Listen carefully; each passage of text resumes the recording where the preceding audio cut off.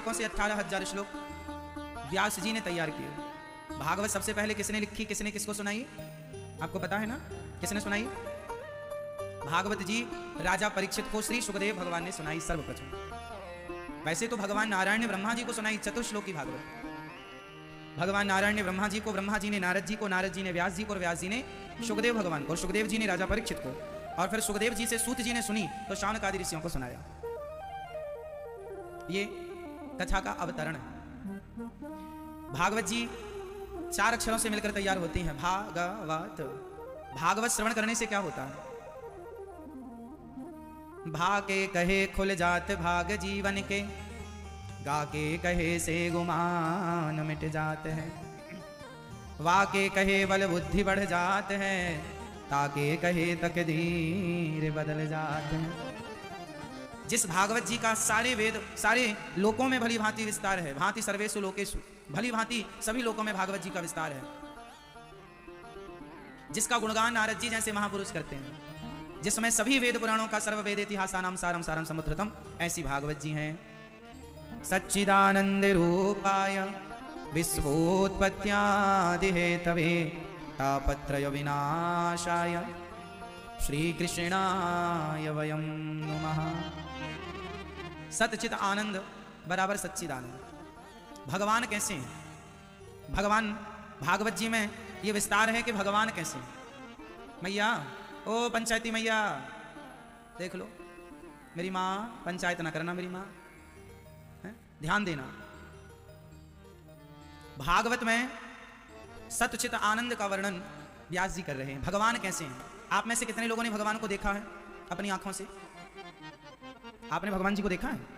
कैसे देखते हैं भगवान? आपने देखा भगवान जी को? हाँ या ना? देखा? कैसे देखते हैं भगवान? मैया, आपने भगवान जी को देखा है? कहाँ है भगवान? अंदर? यहां घुसे हैं? तो एक्सरे करवा लें फिर आपका। हाँ। भगवान कहाँ रहते हैं? बहुत लोग खोज कर रहे हैं भगवान कहाँ रहते हैं। भगवान कैसे हैं? सच्चित आनंद। भगवान का स्वरूप कैसा है? भगवान सत्य स्वरूप है। जो सत्य है ना, सत्य, जो आप सत्य बोलते हैं। लोग कहते हैं वाणी में सरस्वती जी बैठी होती हैं, इसलिए गलत ना बोला करो, ना जाने कौन सी बात कब सच हो जाए। जैसे वाणी में सरस्वती जी बैठी होती हैं, उसी तरह जो सत्य बोलते हैं, उन सत्य बोलने वाले लोगों के मुख में ही, उनके हृदय में ही भगवान बैठे होते हैं, क्योंकि सत्य में ईश्वर का वास है।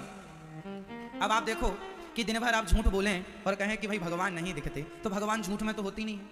भगवान कहाँ होते हैं? सत्य में। इसलिए कहा सत्य बराबर तप नहीं, झूठ बराबर पाप, जाके हृदय साच है, प्रभुता के हृदय आप।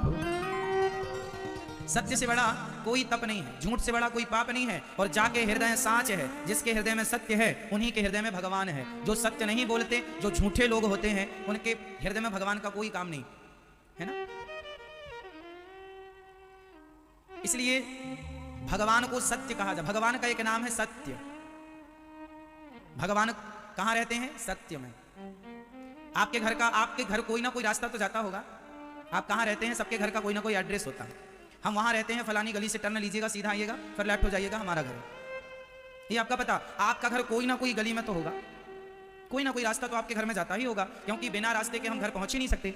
आपके घर पहुंचने का कोई ना कोई रास्ता तो होगा। अब मुझे आप लोग बताइए कि आपके घर पहुंचने का एक रास्ता है। अच्छा, भगवान के घर जाना हो तो किस रास्ते से जाए? उनके घर का रास्ता क्या है? आपके घर का तो रास्ता है, फलानी गली का नाम भी होगा। बताओ भगवान के घर जाने का रास्ता क्या है? उस गली का नाम बताओ जो गली भगवान के घर से गुजरती है। उस रास्ते का नाम बताओ जो भगवान के घर से गुजरता है। बताओ, आप बताओ कौन सा रास्ता है वो? जोर से दादाजी, कौन सा रास्ता है? पूछ रहे हैं आप, कौन सा रास्ता है? सत्य का। ठीक कहा, सत्य ही वो रास्ता है। सत्य कहते हैं ना, सच के रास्ते पर चलो। सत्य के रास्ते पर चलते चलते चलते चलते हमें सत्य का रास्ता ही भगवान तक पहुंचाएगा। झूठ का रास्ता हमें कभी भगवान तक नहीं पहुंचा सकता। इसलिए हमें किस रास्ते पर चलना चाहिए? सत्य के रास्ते पर, क्योंकि वही देर सवेर हमें भगवान तक पहुंचाएगा। क्योंकि वही रास्ता गुजरता है, दूसरा कोई रास्ता जाता ही नहीं। अब आप उल्टा रास्ता जाएं है ना, जाना यहाँ है और गोविंद देव जी के यहाँ जाना है दर्शन करने, और वो रास्ता यहाँ सीधा यूं गए और आप उल्टा जा रहे हैं, तो वो कैसे पहुँचेंगे? आपको सीधे रास्ते पर चलना होगा, तब गोविंद देव जी मिलेंगे। चित्तौड़ जाना है तो सीधे रास्ते पर जो वहाँ जाने का रास्ता है उस रास्ते पर जाना पड़ेगा। खाटू जी जाना है तो उस रास्ते पर जाना पड़ेगा। अब आप खाटू जी के लिए जाएं और अपोजिट चलें, उल्टा जाएं, तो कैसे मिलेंगे? सीधे रास्ते पर चलना पड़ेगा, उस रास्ते पर चलना पड़ेगा जो रास्ता निर्धारित है। उसी तरह जो सत्य का रास्ता निर्धारित है, जिस पर हरिश्चंद्र चले हैं, जिस पर भगवान राम चले हैं, जिस रास्ते पर स्वयं भगवान श्री कृष्ण चले हैं, वही रास्ता हमें भगवान तक पहुंचाएगा। वही रास्ता है सनातन। इसलिए हमारे धर्म का नाम ही है सत्य। क्या नाम है हमारे धर्म का? सत्य सनातन धर्म। सनातन मतलब होता है पुराना। सत्य कितना पुराना है? सत्य कितना पुराना है? बताओ, सत्य कितना पुराना है? सत्य कितना पुराना है? जितने पुराने भगवान हैं उतना ही पुराना सत्य। सत्य की कोई, भगवान कितने पुराने हैं? भगवान का नाम ही सत्य है। इसलिए केवल सनातन धर्म ही ऐसा है जिस धर्म का ना कोई आदि है ना कोई अंत है। हर धर्म के कोई ना कोई संस्थापक जरूर हुए। जैसे इस्लाम धर्म के संस्थापक हुए हैं श्री मोहम्मद साहब, जैसे ईसाई धर्म के संस्थापक हुए हैं श्री ईसा मसीह, जैसे यदुही धर्म के संस्थापक हुए हैं मूसा, जैसे बौद्ध धर्म के संस्थापक हुए हैं गौतम बुद्ध, जैसे सिख धर्म के संस्थापक हुए हैं श्री गुरु नानक देव जी। हर धर्म के संस्थापक कोई ना कोई हुए हैं, लेकिन कोई बता नहीं सकता कि सनातन धर्म का संस्थापक कौन है। अरे सनातन धर्म के संस्थापक स्वयं भगवान श्रीमन नारायण है, भगवान है अनादि। राम जी जब इस धरती पर आए उसके पहले भी सनातन धर्म था, क्योंकि वो सनातन धर्म में ही आए। भगवान कृष्ण के आने से पहले भी सनातन मौजूद था, क्योंकि वो भी उसी धर्म में आए। तो सनातन धर्म कितना पुराना है? जितना पुराना सूर्य, जितनी पुराना चांद, जितने पुराने भगवान उतना ही पुराना सनातन धर्म। इसलिए इसके कोई संस्थापक नहीं है, ये अनादि है। इसलिए हमारे धर्म का नाम है सत्य, सत्य सनातन धर्म। हम लोग बोलते हैं ना सत्य सनातन धर्म की, तो सत्य मीन्स वही सत्य जिस सत्य पर राम जी चले। बताओ, राम जी वनवास गए और दशरथ जी मृत्यु को प्राप्त भये। दशरथ जी क्यों मरे? क्या दशरथ जी की मौत आई थी? नहीं, दशरथ जी कोई अपनी मृत्यु से नहीं मरे। दशरथ जी राम जी के वियोग में तड़प तड़प के मरे, वियोग में मरे, मृत्यु से नहीं मरे। किसके लिए मरे राम जी? बता दो फटाफट। सॉरी, दशरथ जी किसके लिए मरे? किसके लिए? सत्य के लिए, धर्म के लिए। कैकई ने कहा था हमें 2 वचन दे दो, 2 वरदान दे दो। आपने 2 वचन दिए थे। कैकई, एक बार दशरथ जी देवासुर संग्राम में गए थे, वहां रथ पर खड़े होकर दशरथ जी युद्ध कर रहे थे, तो उनके रथ का पहिया निकलने लगा। जो कील घुसी होती है ना, वो निकल गई होगी, तो वो निकलने लगा पहिया। यदि पहिया निकल जाता तो दशरथ जी रथ से गिर जाते, और गिर जाते तो हार जाते, राक्षस लोग बंदी बना लेते, कुछ भी हो सकता था। तो कैकई माँ ने देखा कि रथ का पहिया निकल रहा है, तो उन्हें और कुछ नजर ना आया, तो उंगली डाल दी उस रथ के पहिया में, उस छेद में उंगली डाल दी और पहिया संभाल के रखा। पूरा युद्ध हो गया। दशरथ जी जब युद्ध जीत गए तो दशरथ जी ने देखा कि कैकई कहाँ है? मैं यहाँ हूँ महाराज। अरे वहाँ क्या कर रही हो? ये रथ का पहिया निकला जा रहा था तो मैंने उंगली डाल दी। दशरथ जी ने देखा कि माता कैकई की एक उंगली घायल हो गई ना, तो एक हाथ की डाली पहले, तो वो घायल हो गई, मतलब कट गई, घाव हो गया। दूसरी हाथ की भी डाल दी, तो 2 उंगली डाली, तो 2 उंगली में घाव आ गया माता कैकई की। दशरथ जी ने कहा, देवी आपने हमारे प्राणों की रक्षा के लिए आपने इतना कष्ट दिया अपने आप को, आपने 2 उंगली हमारे लिए 2 उंगलियों का बलिदान दिया है, इसलिए हम आपको 2 वचन देते हैं, 2 वरदान देते हैं। आप जो मांगेंगी हम आपको देंगे, 2 वरदान। कैकई ने कहा, मैं तो आपकी अर्धांगिनी हूँ, क्या जरूरत है मुझे? मैं नहीं चाहती।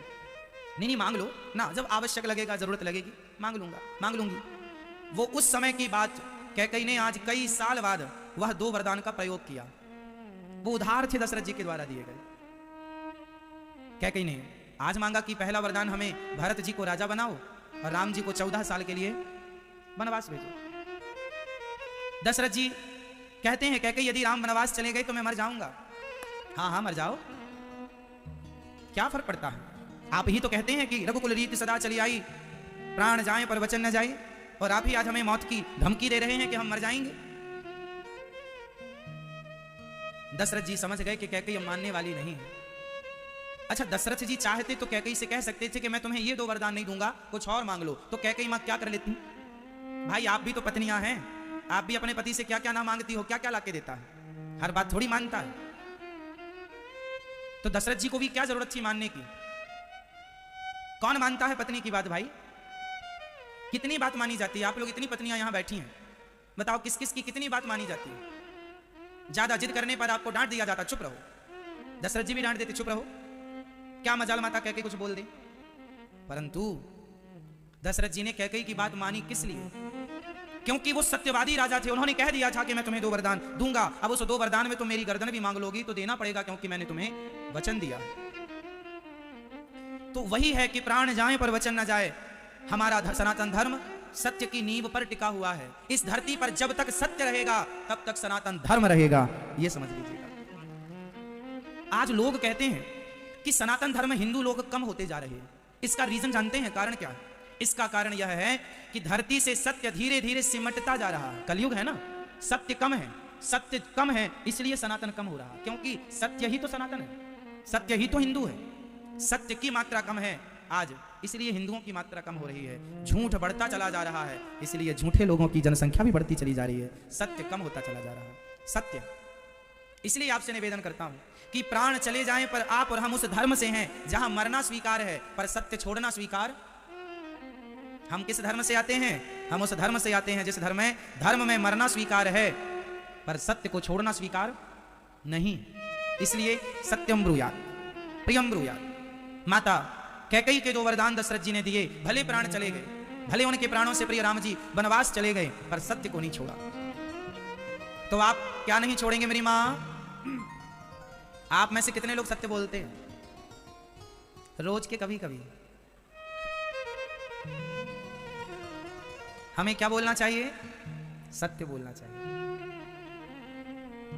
सत्य के लिए मरना पड़े तो मरना चाहिए। इसलिए सत्य सत्य चित भगवान का स्वरूप है सत्य, सत्य में भगवान रहते हैं, इसलिए सत्य के रास्ते पर चला करो। चित भगवान कहां रहते हैं? चित स्वरूप है ना भगवान। भगवान कहां रहते हैं? बताओ भगवान कहां रहते हैं? मैया जी, ओ मैया, भगवान कहां रहते हैं? बताओ कहां रहते हैं भगवान? हम सबके भीतर भी और बाहर भी, कण कण में है भगवान। भगवान को देखना हो तो करना क्या पड़ेगा? अच्छा बताओ, दही में मक्खन होता है कि नहीं? हाँ या ना? दही में मक्खन होता है? नहीं होता। दही में मक्खन होता है? हाँ या ना? होता है? बोलो हाँ या ना। दही में मक्खन होता है, पर आप दही के मक्खन को देख नहीं सकते। देखने के लिए एक प्रोसेस है, आपको मथानी डालनी पड़ेगी और दही का क्या करना पड़ेगा? मंथन। और जब मंथन करेंगे तो मक्खन ऊपर ऊपर आ जाएगा। जैसे दही के कण-कण में मक्खन है पर मथानी के बिना वो अलग नहीं होता, उसी प्रकार सृष्टि के कण-कण में भगवान है पर वह भक्ति की मथानी के बिना अलग हो ही नहीं सकता। यदि उस परमात्मा को देखना है तो भक्ति की मथानी चाहिए। भक्ति की मथानी। कौन सी मथानी? भक्ति की। मीरा की तरह। आप जानती हैं मीरा को? कौन है मीरा? कौन है मीरा? इस धरती पर भक्ति की स्थापना करने के लिए, भक्ति का सरल और सहज मार्ग बताने के लिए भगवान की एक गोपी मीरा बनकर के प्रकट हुई, जिनका नाम था माधवी। मीरा का पिछले जन्म में नाम क्या था? आप मीरा जी की पिछले जन्म की कथा जानते हैं? मीरा जी की पिछले जन्म की कथा नहीं जानते? कहो तो सुना दूं। सुनिए, जब भगवान श्री कृष्ण वृंदावन में लीला कर रहे थे, ये उन दिनों की बात है। ब्रजमंडल में एक गांव में एक भगवान श्री कृष्ण के मित्र, एक गांव की एक लड़की थी। उस लड़की का नाम था माधवी। माधवी उसका नाम था। और वो लड़की थी वृंदावन से 5-10 किलोमीटर दूर के गांव की। उसके पिताजी नहीं थे, माधवी के मां थी। जब माधवी विवाह के योग्य हुई तो संयोगवश माधवी का विवाह वृंदावन में भगवान श्री कृष्ण के सखा के संग हुआ। एक सखा था, उसका नाम था मनोहर। मनोहर तो मनोहर नाम के भगवान के सखा के संग माधवी का विवाह संपन्न हुआ।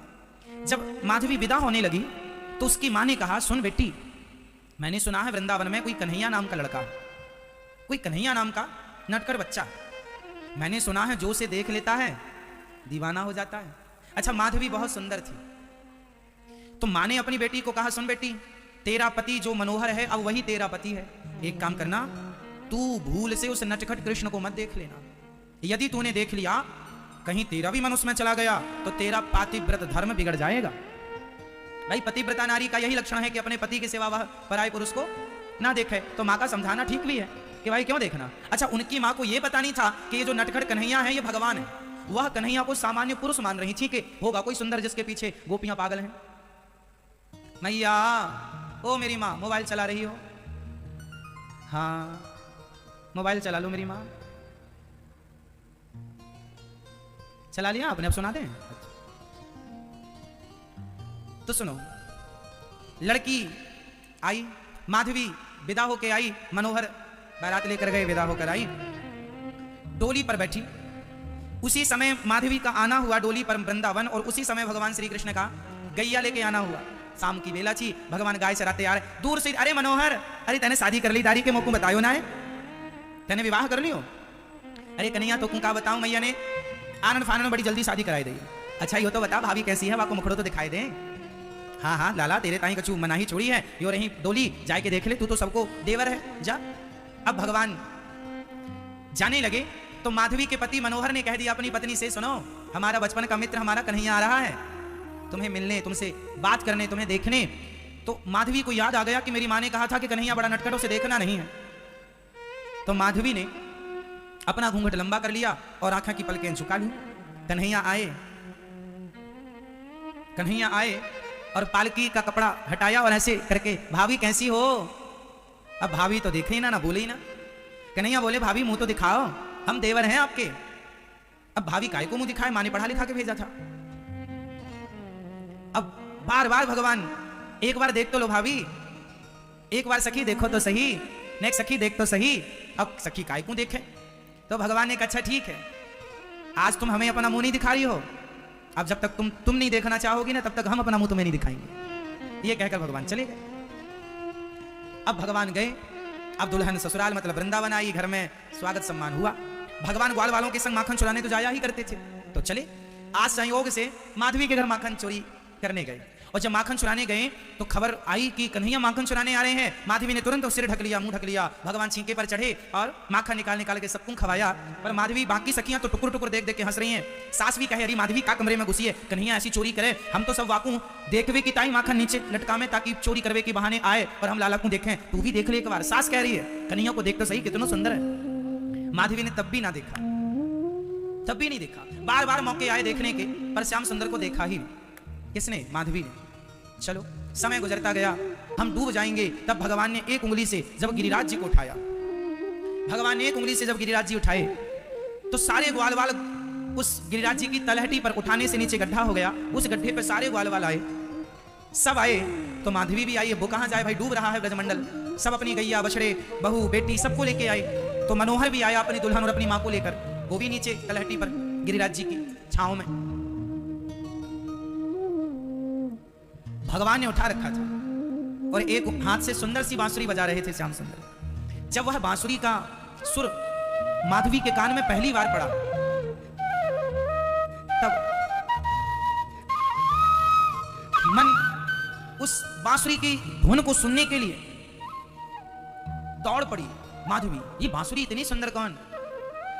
पीछे थी तो अंदर अंदर आगे जाने लगी और देखा, जब सुबह हुई क्या देखा, अरे इतना बड़ा पहाड़, इस पहाड़ को ऊपर किसने कर रखा है? आज माधवी तो हमेशा घूंघट डाल के रखती थी, आज थोड़ा घूंघट को उठाया और हल्का हल्का जब घूंघट उठाया तो सबसे पहले पहाड़ नजर आया। ऊपर देख रही है पहाड़, पहाड़ को थामा किसने? तो पहाड़ को थामे एक छोटी सी उंगली नजर आई माधवी को। पहली बार घूंघट उठाया ना बाहर किसी को देखने के लिए, तो घूंघट में सुंदर ये उंगली जो थी ना, बड़ी सुंदर उंगली। अरे उंगली तो हमने बहुत लोगों की देखी है, पर इतनी सुंदर उंगली थोड़ी हमने देखी है।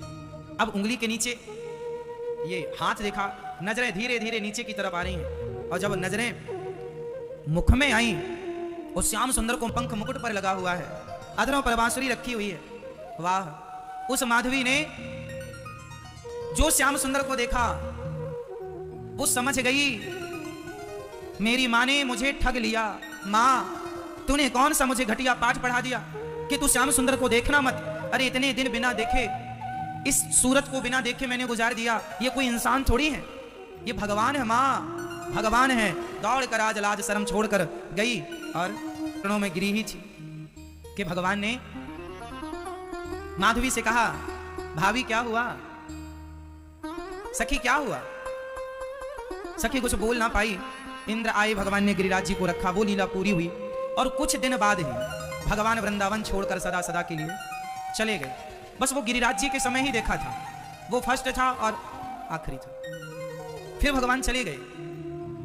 सखियां जब रोती ना तो माधवी उनसे डबल रोती। क्यों? तुम डबल क्यों रो रही हो? बोले तुमने तो देखा है, तुमने तो उनका स्पर्श किया है। मैं अभागिन हूं कि वो आए थे मेरे पास, पर मैं माधवी हे श्याम सुंदर हमें माफ कर दो। आप आए थे हमें दर्शन देने और हम इतनी अभागिन कि हम आपको देखे भी ना। हे प्रभु क्षमा कर दो। भगवान छोड़ कर गए। वह तड़प तड़प कर कृष्ण के प्रेम में अपने दिन और अपनी रातें गुजारने लगी। जब उसकी मृत्यु आई, मरने का समय आया, तो उसने कहा हे प्रभु एक बार कह दो कि आपने मुझे माफ कर दिया, एक बार क्षमा कर दो, मेरी गलती इतनी बड़ी है, आप माफ कर दो। हाथ जोड़कर प्रार्थना किया। तब उसके सपने में भगवान ने आकर कहा सखी मैंने तुझे माफ कर दिया, मैं नाराज नहीं हूं, पर सुनो तुम मुझे देखना चाहती हो? हाँ। बोले अब मैं तुम्हें इस जन्म में नहीं मिलूंगा, तुम अगले जन्म में मीरा बन करके जाना। और आज जैसे मेरी याद में तुम तड़प रही हो, मुझे पाने के लिए तुम तड़प रही हो, जब उस कलिकाल में जाकर के तुम मेरे लिए तड़पोगी तो तुम ही नहीं, तुम्हारे साथ जो जो तड़पेंगे उन सभी को मैं दर्शन देकर के तुम्हारे साथ उनका भी कल्याण करूंगा। और जो तुम्हारी भावना होगी मैं तुम्हारे हर भाव को आज नहीं, अब नहीं, तब पूरा करूंगा। वही माधवी इस कलिकाल में मी प्रकट भई और वह बचपन से ही कृष्ण के प्रेम में रोती रही, उनके लिए तड़पती रही, क्योंकि वह तड़प इस जन्म की नहीं है, पिछले जन्म से ही वो तड़प स्टार्ट हो गई थी। इसलिए भगवान से मिलने के लिए आज से आप तड़पना स्टार्ट करेंगे तो भगवान तब कहीं आगे जाकर आपको मिलेंगे। हो सकता है इसी जन्म में मिल जाए। इसलिए भगवान के सच्चे भक्तों को भगवान को पाना हो तो उनकी याद में, उनके प्रेम में मीरा की तरह आंसू बहाना सीखना चाहिए। मीरा की तरह आंसू बहाना। जब मीरा श्याम सुंदर के लिए रोती हैं, जहर पिलाया गया पर जहर भी अमृत बन गया, अपमान सहना पड़ा, पग घुंघरू बांध मीरा नाची रे, लोग कहें वो तो भई रे बबरिया, सास कहे कुल नासी रे, पग घुंघरू बांध मीरा। कैसे नाचती है और किसके लिए नाचती है? मीरा ने एक बात बढ़िया कही, मेरे तो गिरधर गोपाल, बताओ मेरे तो गिरधर गोपाल दूसरो ना। मीरा एक ऐसी भक्त है जो दूसरे को देखना पसंद नहीं। मीरा ने कितना कष्ट उठाया, सारे रिश्ते नाते छोड़ दिया, सारा सुख छोड़ दिया मीरा ने, पर भगवान को नहीं छोड़ा। स्थिति परिस्थिति कैसी भी हो मेरी मां, भगवान ना छूटे, इसका विशेष ख्याल रखना चाहिए। गोविंद ना छूटे, ये है तो सब है, ये नहीं तो कुछ नहीं। मीरा के पति भोजराज जब युद्ध में उनकी मृत्यु हुई और जब मीरा को लोगों ने कहा कि अरे मीरा अपनी चूड़ी तोड़ दो, मांग पहुंच लो, अब तुम विधवा हो गई हो, तुम्हारे पति अब नहीं रहे। मीरा ने हंसकर कहा पगली मेरे पति नहीं रहे, ऐसा हो ही नहीं सकता। क्यों? युद्ध में मारे गए हैं भोजराज। अच्छा कौन है ये भोजराज? अरे तुम अपने पति को नहीं जानती हो, ये पति है तुम्हारे? ना, मैंने कभी किसी को अपना पति माना ही नहीं, जिन्हें माना है वो कभी मर ही नहीं सकते। ऐसे वर को क्या वरूं जो जन्मे और मर जाए, वरिये वर गोपाल को मेरो चुनरो अमर कर जाए। उसे बनाया है मैंने अपना जो मर ही नहीं सकता। संसार के रिश्ते जरूरी है मेरी माँ, पर संसार के रिश्तों से बहुत जरूरी भगवान से एक रिश्ता है। ये दुनिया का रिश्ता कुछ समय के लिए, इसलिए आप समझदार हैं तो मेरी एक बात समझिएगा, एक रिश्ता भगवान से जोड़ के चलो। मैया ओ मेरी माँ, वो देखो पंचायती मैया लगी हैं दोनों, देखो हो कर लो पंचायत। आपको क्या लग रहा है यहां से दिखता नहीं? बात ना करो मेरी मां, ध्यान दो। भगवान से एक संबंध जोड़ना आवश्यक है।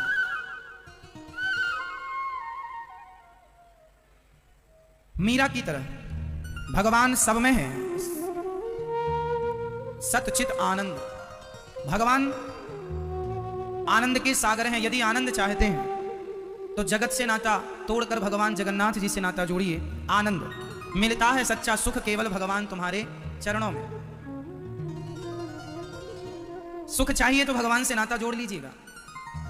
भगवान विश्व की उत्पत्ति पालन संहार करने वाले हैं। अच्छा भगवान करते क्या है? भैया जी बताओ भगवान क्या करते हैं? आप क्या करते हैं? फिर भगवान क्या करते हैं? दादाजी बताइए आप क्या करते हैं? अब बताओ भगवान क्या करते हैं? बताओ फटाफट, भगवान क्या करते हैं? क्या करते हैं भगवान? क्या करते हैं भगवान? क्या करते हैं भगवान? मैया जी क्या करते हैं भगवान? बताओ क्या करते हैं? आज हम आपको बताएंगे कि भगवान क्या करते हैं, और ईश्वर के होने का बिल्कुल साइंटिफिक प्रमाण दूंगा मैं आपको। भगवान करते क्या है? भगवान फ्री नहीं बैठे, बहुत सारा काम है। आप लोग इतने 2-4 लोगों का परिवार है, 10 लोगों का परिवार है आपका, 10 सदस्यों का, आप इतने बिजी हैं अपनी छोटी सी जिंदगी में, तो भगवान कितने व्यस्त हैं। अच्छा भगवान करते क्या है समझिएगा। भगवान एक है। पहले बता दो हमें भगवान कितने हैं मेरी माँ? क्या नाम है उन एक का? हाँ, भगवान श्रीमन। वह एक, जब उनका मन होता है कि मैं सृष्टि करूं, तो वह एक 3 भागों में डिवाइड हो जाते हैं। एक का 3 हो जाता है। बिजली एक होती है, साइंटिफिक समझिएगा, साइंस को समझते हैं तो मेरी बात समझिएगा। बिजली एक होती है, बोलो हाँ या ना। बिजली एक होती है, पर वह बिजली प्रयोग में आने के लिए 3 भागों में डिवाइड हो जाती है। 3 फेस बन जाते हैं, 3 फेस, हाँ या ना? 3 फेस जानते हैं? ईश्वर एक है, बिजली एक है, पर एक, अब काम कैसे हो, तो वह एक 3 भागों में डिवाइड हो गए। बिजली एक है, पर वह काम कैसे करेगी, तो 3 भागों में डिवाइड हो गई, 3 फेस की तरह। उसी तरह 3 भागों में ईश्वर डिवाइड हो गए, ब्रह्मा, विष्णु और 3 भागों। तीनों को मिला दिया तो हो गया गॉड। जनरेटर, ऑपरेटर, डिस्ट्रॉयर, तीनों को जोड़ दीजिए तो हो जाएगा गॉड। कैसे? एक ईश्वर जो 1 से 3 हुए, जनरेटर जो सृष्टि को उत्पन्न करते हैं। जनरेटर क्या करता है? बिजली को उत्पन्न करता है जनरेटर। ईश्वर सृष्टि को उत्पन्न करते हैं। बताइए जनरेटर कौन है तीनों में? फटाफट, जनरेटर कौन है? ब्रह्मा जी। ऑपरेटर कौन है? ऑपरेटर भगवान विष्णु। ऑपरेट कौन करता? पालनहार। और डिस्ट्रॉयर कौन है? भगवान शंकर। जो मृत्यु, आप मरने वाले हैं और महामृत्युंजय का जाप करेंगे तो शंकर जी को ही मनाना पड़ेगा, क्योंकि मृत्यु का डिपार्टमेंट उनका ही है। तीनों। तो जनरेटर से जी निकाल लिया, ऑपरेटर से ओ निकाल लिया, डिस्ट्रॉयर से डी निकाल लिया, हो गया जीओडी। तीनों को पकड़ लिया दुनिया ने तो हो गया गॉड। ये है गॉड। अब ये 3, अब कुछ लोग कहते हैं कि विष्णु जी अलग हैं और शंकर जी अलग हैं। ये बात वो लोग कहते हैं जिनका दिमाग ठीक काम नहीं कर रहा, जिनका दिमाग संतुलित नहीं है, बैलेंस नहीं। एक ही बिजली होती है, 3 भागों में व्यवस्था के लिए काम करती है। वह परमात्मा, वह उन्हीं का नाम विष्णु है, उन्हीं का नाम राम है, उन्हीं का नाम कृष्ण है, उन्हीं का नाम शिव है, उन्हीं का नाम महेश है, उन्हीं का नाम शंकर है, उन्हीं का नाम गोविंद है, गोपाल है, मनमोहन है। उन्हीं का एक रूप जयपुर में विराजमान है। बताओ कौन? वह एक जो श्रीमन नारायण है, वह एक का एक रूप जयपुर में है, श्री गोविंद देव जी। उन्हीं का एक रूप वृंदावन में है, बिहारी जी के रूप में, राधा रमण जी के रूप में। उन्हीं का एक रूप मदन मोहन जी है। उन्हीं का एक रूप तिरुपति बालाजी में तिरुपति भगवान के रूप में है। उन्हीं का एक रूप पूर्व में उड़ीसा में भगवान जगन्नाथ जी के रूप में, उन्हीं का एक स्वरूप है। वह एक रूप से वहां, एक रूप से वहां, एक रूप से वहां, एक रूप से वहां, एक रूप से वह एक ही एक रूप में खाटू श्याम जी के रूप में विराजे हैं। वह एक। अब आप कहेंगे इतने सारे, कुछ लोग हिंदू लोगों को ये जानकारी नहीं, कुछ लोग कहते हैं अरे भगवान बहुत सारे हैं। भगवान बहुत नहीं है साहब, भगवान तो एक है। एको ब्रह्म द्वितीयो नास्ति, ईश्वर एक है। वह एक ही अनेक रूपों में, अनेक रूप रूपाय विष्णवे प्रभु विष्णवे, वह एक ही अनेक रूपों में भासता है। कैसे? जैसे बोलो पानी, बोलो पानी, भाप, बर्फ, ओस। कितने हो गए? क्या ये चार हैं या अंत में एक है? पानी और बर्फ दिखने में 2 हैं, ये बर्फ है, ये पानी है। दिखने में 3 है, ये भाप है। दिखने में 4 है, ओस। सवेरे सवेरे ठंडियों में क्या गिरती है? कितने हो गए? 4 हो गए। क्या ये 4 हैं? चारों के रूप अलग हैं, चारों के नाम अलग हैं, पर चारों अंत में एक है। उसी तरह ब्रह्मा विष्णु महेश राम कृष्ण जगन्नाथ जी तिरुपति बालाजी इत्यादि नाम रूप अनेक हैं, पर तत्व एक ही है। ये 2 नहीं है। इनमें 2 की भ्रांति करना भी अपराध है। इन्हें 2 मानना क्या है? को बड़ छोट कहे तो अपराधु, छोटा बड़ा मानना। कई लोग कहते हैं मैं राम जी का पुजारी हूं, मैं कृष्ण जी को नहीं मानता, मैं कृष्ण जी का पुजारी हूं, राम जी को नहीं मानता। नहीं मानने से क्या है भाई? कोई 2 तो है ही नहीं। अच्छा बताओ, मीराबाई किसकी दीवानी थी? जोर से। क्या वो राम की पूजा करती थी? हाँ या ना? हाँ या ना? अब कुछ लोग कह रहे हैं मीरा का राम जी से क्या काम? अरे पूरा काम था। मीरा ने कहा है पद में, पायो जी मैंने राम रतन धन पायो। मतलब मीरा ये जानती थी कि राम और कृष्ण ये दो नहीं है, वरना मीरा ये कहती कि पायो जी मैंने कृष्ण रतन धन पायो। वो राम रतन धन इसलिए कह रही हैं क्योंकि उन्हें पता था कि राम और कृष्ण दो नहीं है, वह एक है। लेकिन अब मूर्खतापूर्ण कुछ लोग दो मानते हैं, क्या करें? कुछ लोग खाटू श्याम जी को और गोविंद देव जी को अलग अलग मानते हैं। अरे भाई, एक रूप से वो यहां है, एक रूप से वो वहां है, एक रूप से। अब देखो जयपुर के वासी हैं, अब आप रोज रोज तो तिरुपति बालाजी जा नहीं सकते, दक्षिण में। हमारे भगवान, भारत बड़ा है ना, हमारा देश बड़ा है, तो वहां के भक्त यहां रोज रोज नहीं आ सकते, यहां के भक्त वहां रोज रोज नहीं जा सकते। इसलिए भगवान को अपने भक्तों के लिए हर जगह जा करके बैठना पड़ा, ताकि इसी बहाने भक्त मेरे से जुड़े रहें। अनेक जगह परमात्मा ने अपने रूप, अनेक नाम, अनेक रूप से हर जगह बैठे हैं। यही तो विविधता, यही तो हमारा देश। जैसे राजस्थान का पहनावा, राजस्थान का खान पान अलग है, बिहार का पहनावा, बिहार का खान पान अलग है, महाराष्ट्र का पहनावा, महाराष्ट्र का खान पान अलग है ना? अलग अलग राज्य हैं, अलग अलग कोस कोस में पानी बदले, चार कोस में वाणी, भाषा भी बदल गई। इसलिए सबको अलग अलग ढंग से ठाकुर प्राप्त हैं, भगवान सबको अलग अलग नाम से प्राप्त हैं। अब जैसे महाराष्ट्र में भगवान विट्ठलनाथ जी के नाम से जाने जाते हैं। आप में से कितने लोग विट्ठलनाथ जी को जानते हैं? नहीं जानते? विट्ठलनाथ जी यूं कमर में हाथ रख के खड़े हैं, विट्ठल विट्ठल विट्ठला पांडुरंग विट्ठला। महाराष्ट्र में जहां रुक्मणी जी और विट्ठलनाथ जी साथ में, अनेक रूप हैं भगवान के। बद्रीनाथ जी में बद्रीनाथ जी के नाम से जाने जाते हैं। तो भगवान एक हैं, अनेक नाम, अनेक रूप। ठीक है, तो भगवान के बारे में ये किस किस को समझ में आ गया? शंकर जी और नारायण कौन है? ये जोर से, भगवान शंकर और भगवान विष्णु कौन है? वह एक से तीन प्रकट भय। कौन कौन? क्यों प्रकट भय? भगवान नारायण की नाभि से कौन निकला? भगवान नारायण की नाभि से कौन निकला? कमल। कमल में कौन प्रकट भय? ब्रह्मा जी। फिर ब्रह्मा जी के भ्रकुटी, यहां से भगवान शिव का जन्म हुआ। भगवान शंकर यहां से प्रकट हुए ब्रह्मा जी से। अब शिव पुराण पढ़ेंगे तो उसमें लिखा है कि शिव जी से ब्रह्मा जी प्रकट होते हैं। देवी भागवत पढ़ेंगे तो देवी जी से ब्रह्मा प्रकट होते हैं। भागवत जी पढ़ेंगे तो भगवान नारायण से ब्रह्मा जी प्रकट। अब भैया ये ब्रह्मा जी कहां कहां से प्रकट होते हैं? उनसे माने, इनसे माने, इनसे माने, इनसे, क्योंकि अनेक 18 पुराण हैं, फिर उप पुराण अलग हैं 18।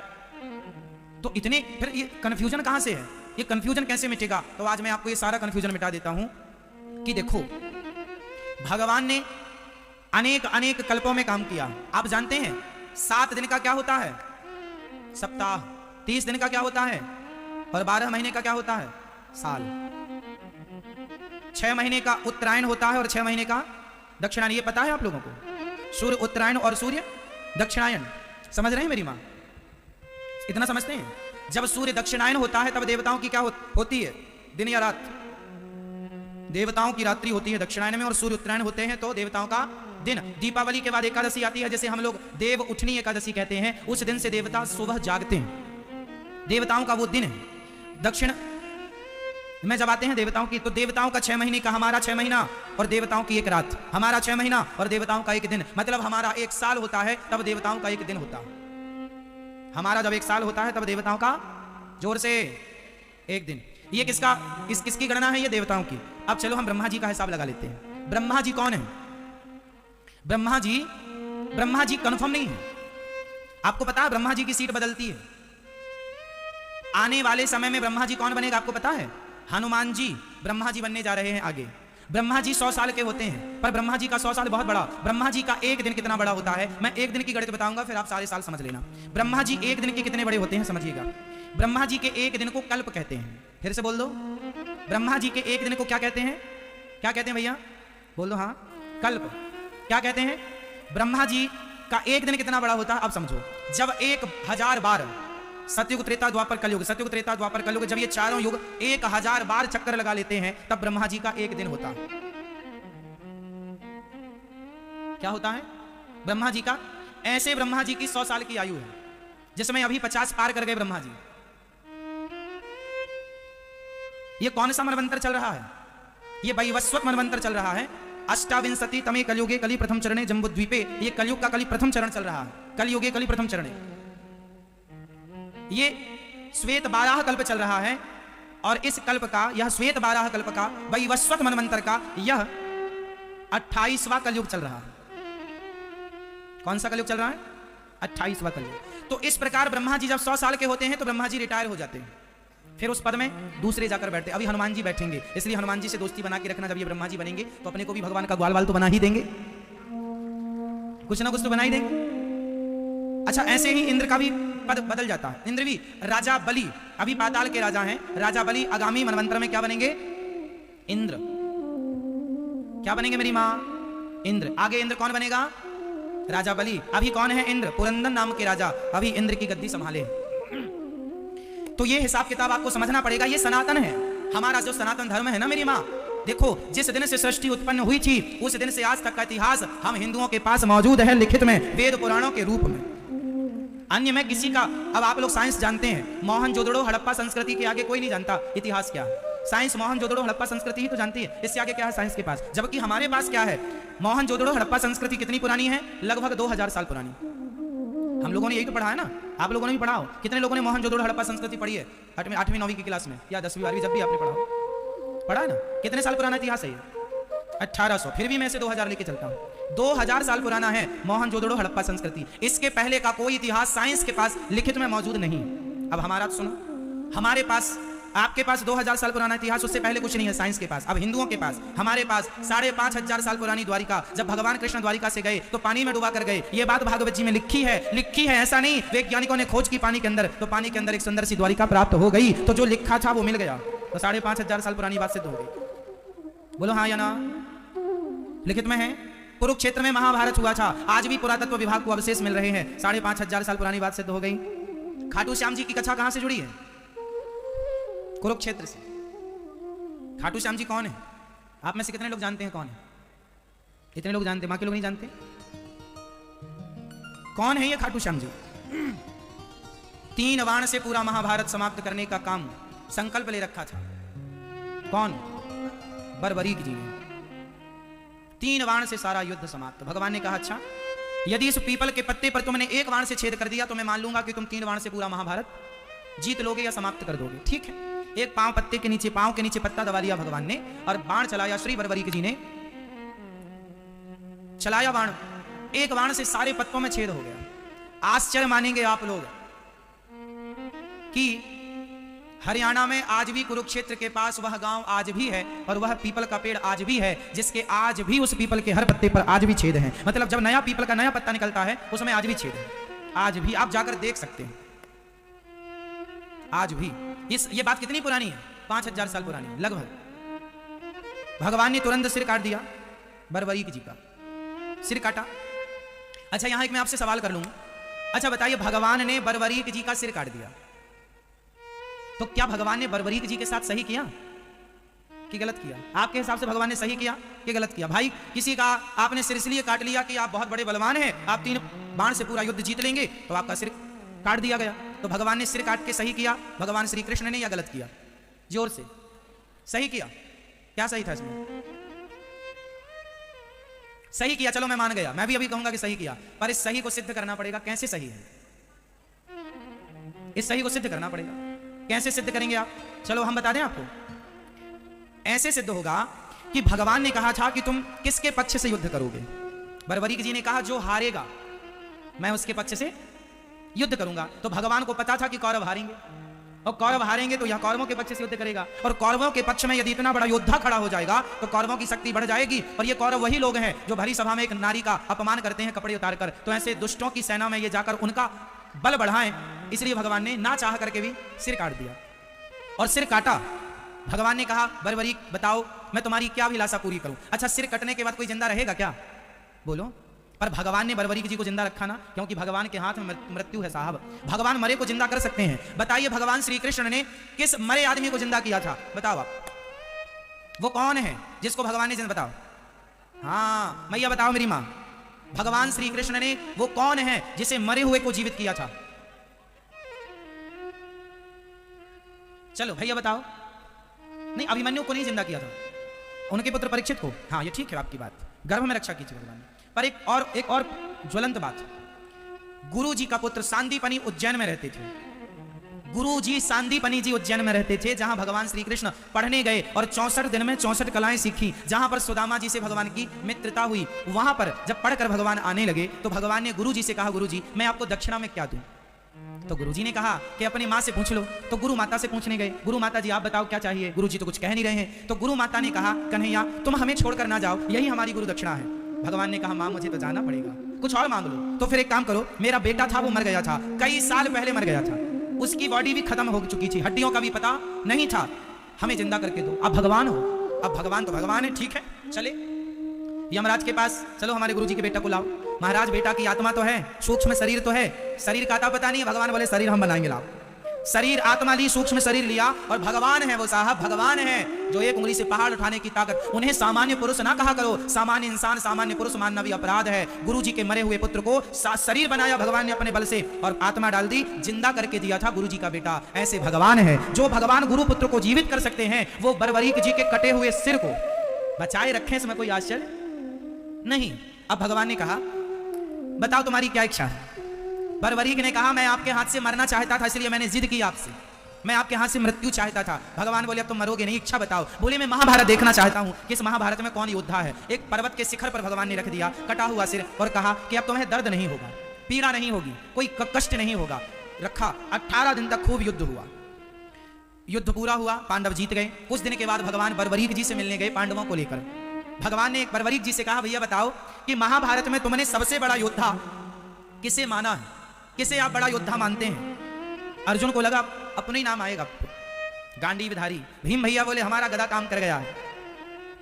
पर बर्बरीक जी ने मुस्कुराते हुए कहा, प्रभु इस महाभारत में मुझे आपके सुदर्शन चक्र के अतिरिक्त कुछ दिखाई ही नहीं पड़ा। पांडवों का अर्जुन जो बाण छोड़ता था अपने गांडीव से, वो 10 कदम पे जाके गिर जाते थे, वो तो आपका सुदर्शन चक्र उन्हें गति प्रदान करता था, उन्हें बल प्रदान करता था। अब अर्जुन को समझ में आया कि महाभारत के असली हीरो हम नहीं, ना करते हुए भी भगवान सब करते हैं। जैसे महाभारत में कुछ ना करते हुए मेरे कन्हैया ने सब कुछ किया, भगवान ना करते हुए सब कुछ करते हैं।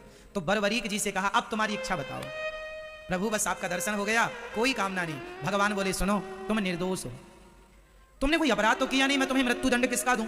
इसलिए जाओ, अब से तुम खाटू में रहना, और मेरे अब तुम बर्बरीक के नाम से नहीं, मेरे बहुत सारे नाम है, गोविंद है, गोपाल है, मनमोहन है, मदन मुरारी है, गिरिवरधारी है, दामोदर है, इनमें एक नाम है मेरा श्याम सुंदर। तो जो श्याम नाम है, वह श्याम नाम मैं तुम्हें प्रदान करता हूं। तुम जाओ और खाटू में निवास करो, और तुम अब कलयुग में जो हार रहे हैं भक्त, उन हारे के सहारे बनते रहना, इसलिए उन्हें हारे का सहारा कहा जाता है। और श्याम नाम भगवान ने प्रदान किया, तो श्याम के नाम से चूंकि खाटू में विराजे, तो खाटू श्याम कहते हैं। बोलिए खाटू श्याम की। ऐसी कथा है श्री खाटू नरेश की, इसलिए 3 बाण उनके पास आज भी हैं। आप देखते हैं, दर्शन करते हैं, हारे के सहारे। मतलब अब हारे के सहारे का मतलब ये नहीं कि तुम गलत काम करो और पुकार लो, हे खाटू श्याम हम तो गलत चोरी करते करते पकड़े गए, अब बचाओ। ऐसे हारे का सहारा नहीं है, जो सच के रास्ते पर हैं, और यदि उन्हें कोई कष्ट है तो भगवान चाहे आप कृष्ण नाम को पुकार लो, राम नाम को पुकार लो, खाटू श्याम नाम को पुकार लो, गोविंद देव जी को पुकार लो, जो सच्चे मन से जिनको पुकारेंगे, क्योंकि सब एक ही है, तो आप पुकार लें, भगवान उस रूप में आकर के आपकी मदद करते हैं। इसलिए आपको पहले सच्चा बनना पड़ेगा। भगवान सत्य के साथी हैं, झूठ के साथी नहीं है। झूठ का साथ बर्बरीक देने चले थे तो भगवान ने उनका भी सिर काट दिया, हाँ या ना? इसलिए भगवान सत्य का साथ देते हैं, झूठ का नहीं। अब आप सोचेंगे हम झूठा काम करें और भगवान रक्षा करें, इसलिए सच्चे काम करिए और आगे बढ़ते रहिए। तो ये भगवान आनंद के सागर हैं, भगवान का चिंतन करो। भगवान परम आनंद को प्रदान करने वाले हैं। संसार में जो सुख है वह क्षणिक है, इसलिए संसार का काम करना चाहिए, पर काम करते हुए बस ये याद रखे रहो कि हे नाथ मैं आपको कभी, सब बोलो मेरे संग, बोलो हे नाथ मैं आपको कभी भूलूं नहीं, हे नाथ मैं आपको कभी भूलूं नहीं। सदा भगवान का स्मरण। ऐसे भगवान सतचित आनंद विश्व की उत्पत्ति पालन संहार करने वाले ऐसे भगवान श्री कृष्ण को, राधा सहित श्री कृष्ण भगवान को हम बारंबार नमस्कार करते हैं। श्री कृष्णाय वयं नुमः। यं प्रव्रजन्तमनुपेतमपेति कृत्यं द्वैपायनो विरह कातरया जुहाव। पुत्रेति तन्मयतया तर्वोऽभिनेदुस् तं सर्वभूत हृदयं मुनिमानतोऽस्मि। सुखदेव भगवान का जन्म हुआ और जन्म लेते ही सुखदेव जी निकल पड़े भगवत चिंतन करने के लिए। भागवत किसने सुनाई, किसको सुनाई जानते हैं आप लोग? भागवत सुखदेव भगवान ने परीक्षित को सुनाई। अच्छा, परीक्षित जी कौन थे बताए आपको? परीक्षित जी के पिता का नाम बताओ, कौन बताएगा? परीक्षित जी के पिता कौन? जोर से, सबको पता है कौन? अभिमन्यु। अभिमन्यु के पिता कौन? अभिमन्यु के पिता अर्जुन। अर्जुन के पिता पांडु। वैसे तो यह देवपुत्र हैं, पर फिर भी पांडु के नाम से ही जाने जाते हैं। यह देवताओं से प्रकट हुए हैं वैसे पांचों। पांडु जी को श्राप हो गया था कि तुम अपनी पत्नी को स्पर्श करोगे तो मर जाओगे, तो ये अपनी पत्नी को काम भाव से छू नहीं सकते थे। अब पत्नी को बच्चा हुआ नहीं था और ये पत्नी के साथ संबंध रख नहीं सकते थे, बना नहीं सकते थे। तब माता कुंती को बचपन में दुर्वासा जी ने कुछ मंत्र दिए थे कि यदि तुम इस मंत्र का जाप करोगी तो देवता करके तुम्हें पुत्र प्रदान करेंगे। तो सबसे पहला ट्राई कर लिया था माता कुंती ने, सूर्य भगवान का आवाहन कर लिया था, तो सूर्य पुत्र प्राप्त हो गए थे कुंवारे में ही, कर्ण। तो माता कुंती के पहले पुत्र कौन है? कर्ण, जो शादी के पहले ही हो गए। अच्छा, माता कुंती को एक वरदान और था कि तुम जब चाहो कुंवारी हो जाओगी। पंच कन्याओं में एक है ये, जब चाहे ये कुंवारी हो जाती थी। दूसरा, कर्ण माता कुंती के दूसरे पुत्र का नाम क्या है? दूसरे पुत्र का नाम धर्मराज युधिष्ठिर। तीसरे पुत्र का नाम भीम। चौथे पुत्र का नाम अर्जुन। ये तो माता कुंती के हो गए। अब जो नकुल और सहदेव हैं वो किनके पुत्र हैं? माता माद्री। पांडु की दूसरी पत्नी माता माद्री के दो पुत्र हुए हैं, नकुल और सहदेव। टोटल ये 5, कर्ण तो अलग ही थे, तो टोटल ये 5, धर्मराज युधिष्ठिर, भीम, अर्जुन, नकुल और सहदेव। इन 5 की अर्धांगिनी कौन थी? माता, जोर से, माता द्रौपदी, जो 5 की पत्नी थी। और 5 की पत्नी का अर्थ यह था कि समय बटा हुआ था। 1 साल तक यह उनकी पत्नी होंगी, फिर 1 साल बाद इनकी होंगी, 1 साल बाद इनकी, 1 साल बाद ऐसे। और जब एक पति से दूसरे पति में आती थी द्रौपदी तो कुंवारी हो जाती थी। ये कुंवारी हो सकती थी जब चाहे तब, ये 18-16 साल की हो जाती थी। ये पंच कन्याएं हैं। ये द्रौपदी कोई आपकी तरह हमारी तरह सामान्य नहीं है। द्रौपदी अग्नि से प्रकट हुई है। द्रौपदी का जन्म कहां से हुआ है? आपका जन्म माता की योनि से होता है, जबकि माता द्रौपदी का जन्म कहां से हुआ? अग्नि से। इसलिए उन्हें अपने जैसा समझना समझदारी नहीं, वह सामान्य नारी नहीं। ठीक है। द्रौपदी मां का एक नाम है कृष्णा। तो द्रौपदी द्रुपद के यज्ञ से प्रकट हुई थी, धृष्टद्युम्न। और ये चर्चा अब ऐसी है कि परीक्षित जी महाराज जो हैं वह अभिमन्यु पुत्र हैं। अपनी मां के गर्भ में ही वह असुरक्षित हो गए थे। जब अश्वत्थामा ने प्रहार किया तब भगवान ने उनकी गर्भ में रक्षा की और उन्हें 7 दिन में मरने का श्राप लगा। परीक्षित को 7 दिन में मरने का श्राप क्यों लगा? क्योंकि राजा परीक्षित ने एक संत जी का अपमान कर दिया था। कौन थे वो संत? शमीक जी। एक दिन जंगल गए तो वहां पर एक गाय और एक बछड़ा आपस में बात कर रहे थे। गाय और बछड़ा, तुम कौन हो? मैं धर्म हूं। ये पृथ्वी, गाय पृथ्वी और बैल धर्म। एक काला सा आदमी मार रहा था गाय को। कौन हो तुम, क्यों मार रहे हो? महाराज मेरा नाम कलयुग है। कलयुग? परीक्षित ने तलवार निकाली, निकल जा मेरे राज्य से, नजर मत आना। कलयुग, चल यहां से। कलयुग बोला, महाराज मैं बहुत बुरा हूं, फिर भी मुझ में एक अच्छाई है। अच्छा बताओ, कलयुग अच्छा है या बुरा है? मैया, ओ मेरी माँ, बताओ कलयुग अच्छा है कि बुरा है? इस तरफ के लोग कह रहे हैं अच्छा, इस तरफ के क्या? कलयुग बुरा है? कलयुग बहुत अच्छा है। अच्छा बताओ कलयुग में क्या अच्छाई है? क्या? इस कान से कथा सुनो, उससे निकाल दो, ये अच्छाई ना। फिर सास कुछ नहीं बोलती है, अच्छाई? हाँ। मारती भी आपकी सास? हाँ।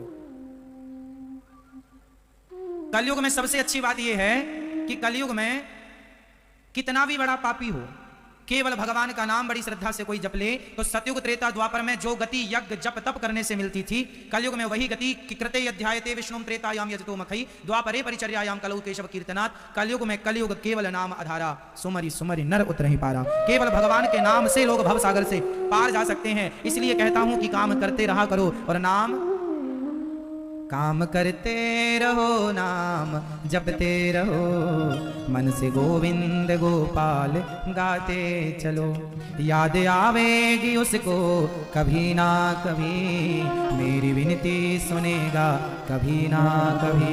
ऐसा विश्वास मन में जगाते चलो, मन से गोविंद गोपाल गाते चलो। कलयुग सबसे अच्छा युग है कि हमें केवल भगवान का नाम लेने से भवसागर पार करने की, मुक्ति पार करने का हमें रास्ता मिल जाता है। नाम, अजामिल ने नाम लिया, पार हो गया। इसलिए क्या जपना है? केवल भगवान का। तो आप में से कितने लोग भगवान का नाम जपते हैं? कीर्तन करती हो मेरी माँ?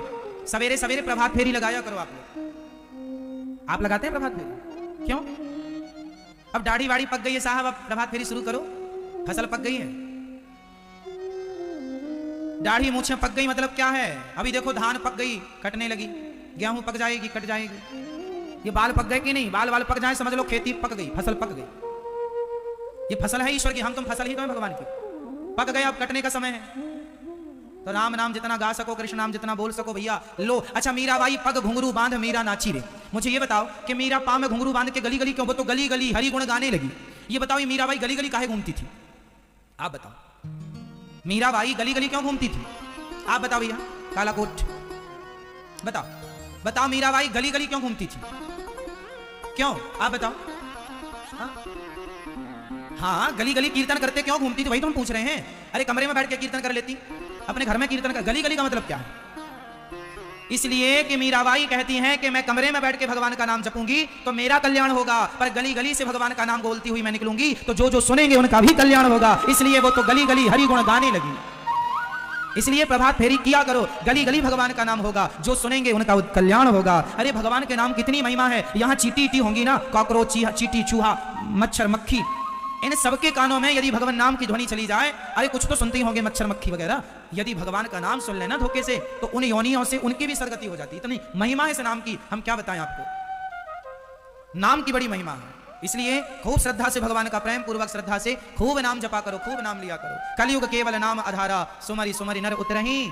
इसलिए कोई मर जाता है तो राम नाम ही बोला जाता है, किस बहाने और लोग भी सुन ले कि राम नाम ही सत्य है, पत्नी पुत्र सत्य नहीं है। समझ रहे हैं? तो कलयुग बहुत अच्छा युग है। तो आप प्रभात फेरी निकालेंगे अपने नगर में, अपनी गली मोहल्ले में निकाल। जैसे आज कलश यात्रा निकली सवेरे, अपन ने देखो वहां से उठाए ना कलश, यहाँ लेके आए। ऐसी अपने घर से निकलो, 2-4 महिलाएं इकट्ठी हो जाओ, 2-4 पुरुष इकट्ठे हो जाओ, और पूरी सोसाइटी, पूरा कॉलोनी, पूरा मोहल्ला, पूरा गांव, ज्यादा लंबा नहीं छोटा ही, आप श्री कृष्ण गोविंद हरे मुरारी हे नाथ नारायण वासुदेवा का कीर्तन करो। श्रीमन नारायण का कीर्तन। हमारे देश में पहले प्रभात फेरियां होती थी या नहीं? आप बताओ। जयपुर में भी होती थी। आप लोगों का युग आया तो आपने सब बंद करवा लिया। चल रही है? फिर अच्छा है, आपको प्रणाम। चल रही है तब तो अच्छा। जहां नहीं चल रही है वहां भी चलाओ, जहां नहीं चल रही है वहां भी चलाओ। और जितने बूढ़े लोग हो गए हैं, अब आपकी तो नींद भी साहब जल्दी खुल जाती है 5 बजे 4 बजे, तो उसका लाभ लो ना। रजाई ओढ़े क्या पड़े रहते हो? निकलो बाहर। अब बुढ़ापा है, अब फसल पक चुकी है, लगो भगवान के चिंतन में। अब देखो और कोई काम के तो बच्चे नहीं अपन लोग, सरकार ने भी रिटायर कर दिया है। अब भगवान के नाम जपो, खूब मन लगा। और किस काम का बच्चा आदमी बताओ? भगवान के काम का है। अब भी ना समझ में आवे और अब भी ना सुधरो, अब भी शरण में ना हो, तो ये दुर्भाग्य। चलो तो खूब भगवान का नाम गा लो, यही संग जाएगा। बताओ जयपुर में कितने लोग चले गए, क्या लेकर गए? आप कुछ ले जाएंगे? नाम जाएगा साथ में। मेरा धन क्या है? पायो जी मैंने, ये धन साथ जाएगा राम नाम का। बाकी इस धरा का इस धरा में सब धरा रह जाएगा। अच्छा कलयुग बहुत अच्छा, एक बात अच्छी, पर कलयुग को रहने के लिए परीक्षित ने 4 कमरे बनवाए। कलयुग कहां कहां रहता है? द्यूतम पानम स्त्रियः सूना यत्रा धर्मश्चतुर्विधा। कलयुग कहां कहां रहता मैया? कलयुग कहां कहां रहता है जरा समझिएगा। कलयुग 4 जगह रहता है। आपके जयपुर में कलयुग रहता है? मैया क्या बटुआ घूम गया? सुनो, कलयुग जयपुर में रहता है? कलयुग जयपुर में है? कहां है? इस तरफ है जयपुर में कलयुग? किस तरफ? आगे या पीछे? सब तरफ। अच्छा जहां ये 4 चीजें होंगी वहां कलयुग होगा। पहले मैं 4 चीजें बताता हूं, फिर आप बताना। द्यूतम, जहां जुआ है वहां कलयुग है। इसलिए आप लोगों से हाथ जोड़ता हूं, जुआ ना खेलना। खेलते हैं आप लोग जुआ? ताश मोबाइल में भी ऐप आता है आजकल जुआ का। मैयाएं भी खेलने लग गई हैं कुछ कुछ। नहीं खेलती हो मैया? तो आप लोग जुआ नहीं खेलते? फिर अच्छा है आप लोग नहीं। आप में से कोई खेलता जुआ ताश? नहीं खेलते? फिर अच्छा। जयपुर में जितने लोग खेलते हैं वो यहाँ आए ही नहीं, क्यों है? मैया आप खेलती हो ताश? हैं? ताश खेलती हो? तो ये तो बड़ा गलत है। अच्छा आप दोनों खेलते हैं पति पत्नी? तो मोबाइल वाला खेलते हैं गेम वाला कि ये सही वाला? सही वाला। अरे ताश खेलती है हमारी मैया, बताओ। अब ना खेलना मेरी माँ, है ना? कलयुग का स्थान जुआ में ही है। कहते हैं जैसे ताश की गड्डियां, ताश के पत्ते बिखर जाते हैं, ऐसे ही कौरवों ने क्या खेला था? जुआ ही तो खेला था। कौरवों ने क्या खेला था? जुआ। कौरवों ने जुआ खेला था तो कौरवों का क्या हुआ? सर्वनाश हो गया कि नहीं? उन्होंने जुआ में छल किया था। पांडवों ने भी जुआ खेला था तो पांडवों का भी भरी सभा में पत्नी दांव में लगी। वह किसके कारण? जुआ के कारण। और 12 साल का वनवास हुआ किसके कारण? और 1 वर्ष का अज्ञातवास हुआ किसके कारण? जुआ। इसलिए क्षमा, जुआ ना खेलना। मैया आप तो टाइम पास के लिए खेलती हो पर मत खेलना। ये ताश वास को स्पर्श करना भी पाप है, ये गड्डियों को। आप जैसे भले लोग तो ना खेलें तो ही अच्छा। कौरवों ने खेला जुआ, सर्वनाश हुआ। पांडवों ने खेला, 12 साल का वनवास हुआ जुआ के कारण। इसलिए कलयुग कहां रहता है? जहां जुआ होगा उसकी खोपड़ी में कलयुग बैठेगा और बुद्धि बिगाड़ेगा। इसलिए जुआ ना खेलना और बच्चों को कहना कि ये गंदी लत कभी ना पालो, क्योंकि इससे केवल नुकसान है। हाँ या ना? तो द्यूतम, कलयुग कहां रहता है? फटाफट बोलो जोर से। जुआ में। अब कलयुग का दूसरा ठिकाना सुनिए, द्यूतम पानम। कलयुग का दूसरा ठिकाना है पानम। पानम बोले तो शराब, मदिरा, दारू, कुछ भी आपको। शराब पीते हैं आप लोग? मैया शराब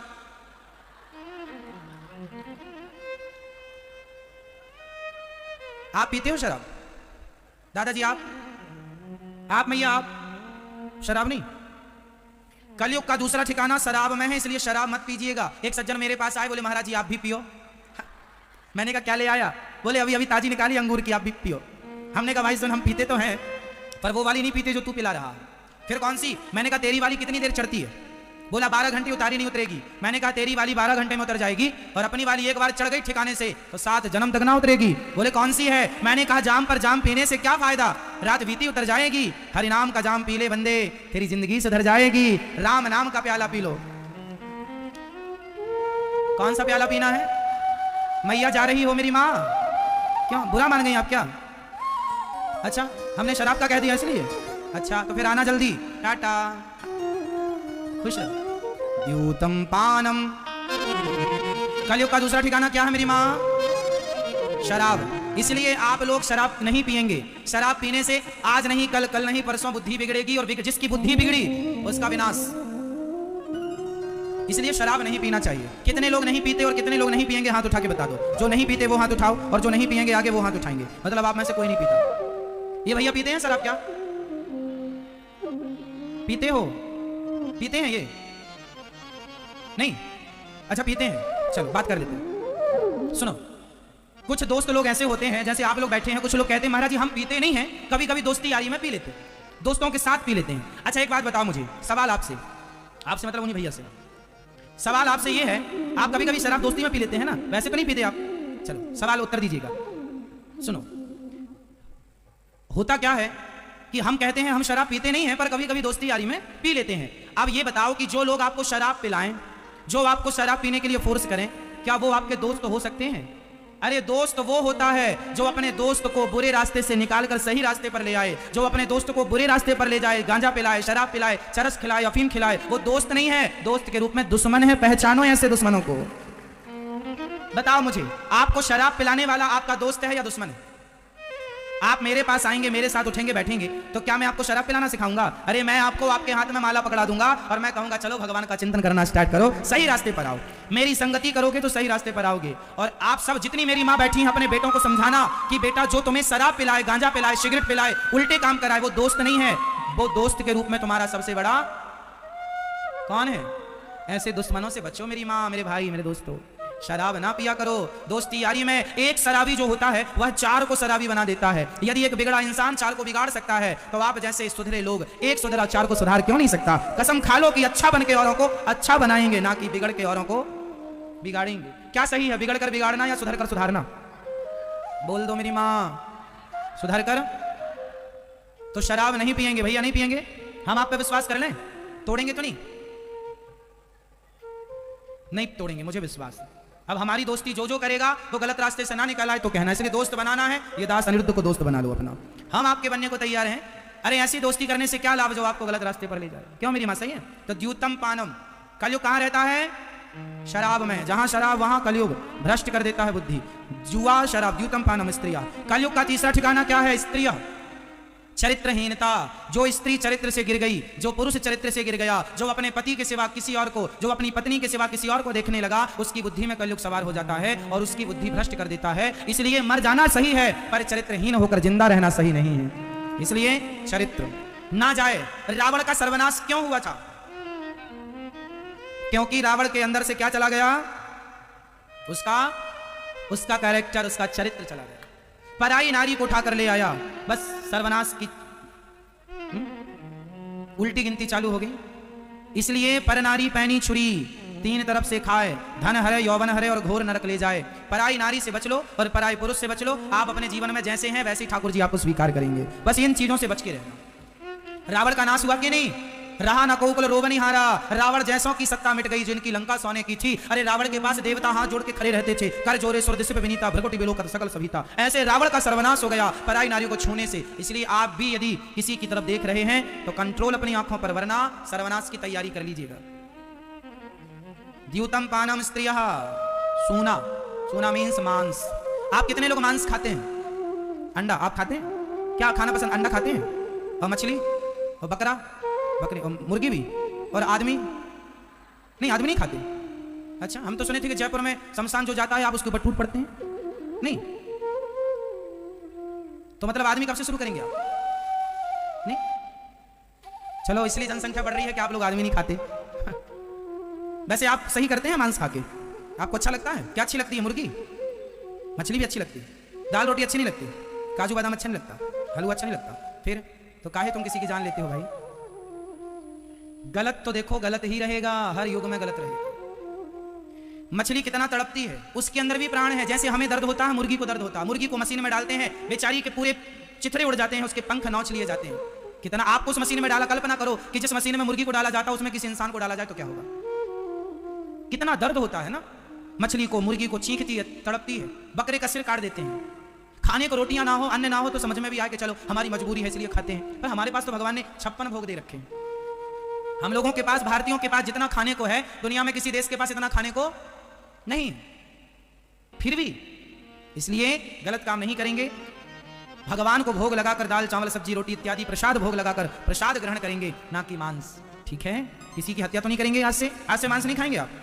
वचन, वादा, फिर ठीक।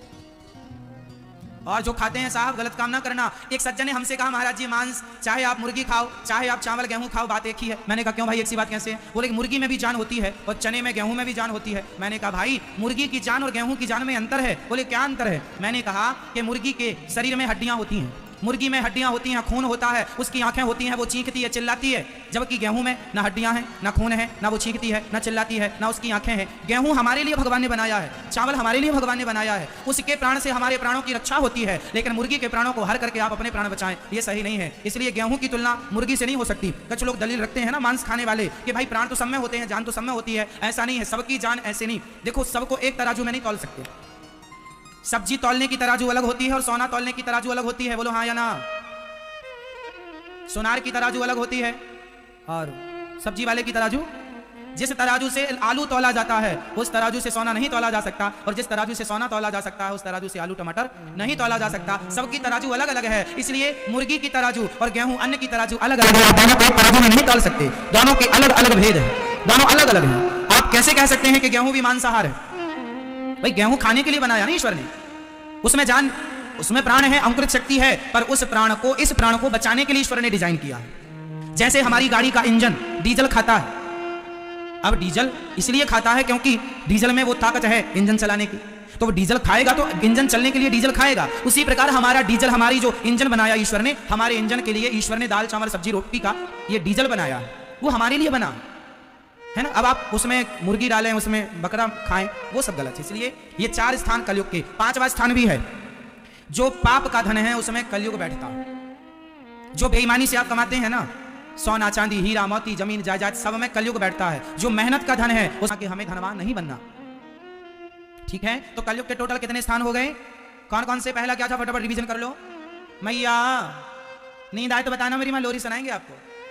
कलयुग का पहला ठिकाना बताओ। द्यूतम जुआ, दूसरा शराब, द्यूतम पानम स्त्रिया, चरित्रहीनता, मांस और बेईमानी का टोटल 5।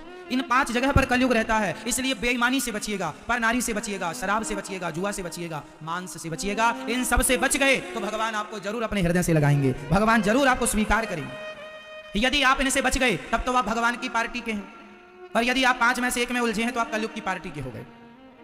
किसकी पार्टी में रहना है? हाँ, तो भगवान के बन के रहो। ऐसे भगवान परीक्षित को 7 दिन में मरने का, राजा परीक्षित ने सोने का मुकुट पहन रखा था। राजा परीक्षित का वह मुकुट जरासंध का था, तो राजा परीक्षित ने 4 स्थान दिए कलयुग को रहने का। 5वां धन तो बेईमानी की मुकुट थी, वो जरासंध की थी, परीक्षित ने पहन लिया। राजा